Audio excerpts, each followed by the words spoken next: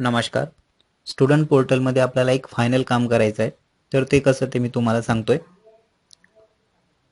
Student पोर्टलमध्ये आपल्या report या टॅबमध्ये संच मान्यता हे एक ऑप्शन आहे. त्या संच मान्यतेच्या ऑप्शनमध्ये आपल्याला इयत्ता निहाय, तुकडी निहाय विद्यार्थी संख्या पाहता येते.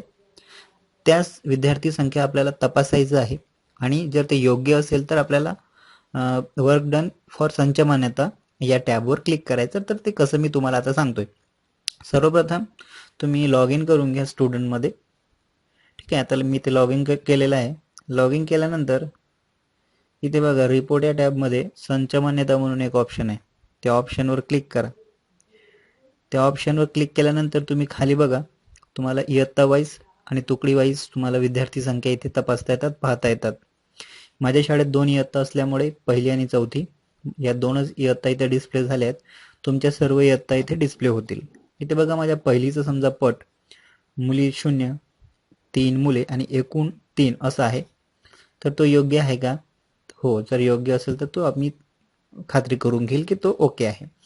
अशा प्रकारे तुम्हाला सगळ्या इयत्तांचा पट खात्री करायचा आहे की तो करेक्ट आहे.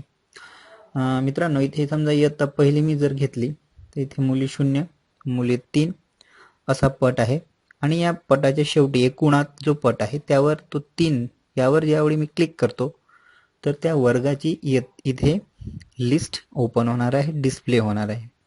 बघा मी या 3 वर क्लिक करतोय. इथे बघा खाली एक पूर्ण त्या वर्गाची जी काही जेवढी मुलं आहेत किंवा मुली आहेत किंवा टोटल पट आहे तो सगळा इथे डिस्प्ले झालेला आहे. अशा प्रकारे तुम्ही प्रत्येक वर्गाचा बघू शकता.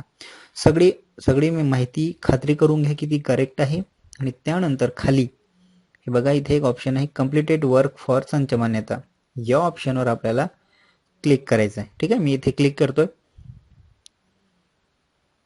ठीक आहे, क्लिक केल्यानंतर एक आपल्याला कमांड येईल, ऑप्शन येईल. इथे बघा की आर यू शुअर म्हणून त्याला ओके करा, येस करा. ठीक आहे, आणि याला ओके करून घ्या. अशा प्रकारे आता आपलं संच मान्यतेचं जे काम आहे ते इथे पूर्ण झालेलं आहे विद्यार्थी पोर्टलचं. इथे बघा एक नोटिफिकेशन आलेलं आहे की तुमचं काम हे पूर्ण झालेलं आहे. तुम्ही सुद्धा तुमचं काम या प्रकारे पूर्ण करून घ्या. धन्यवाद.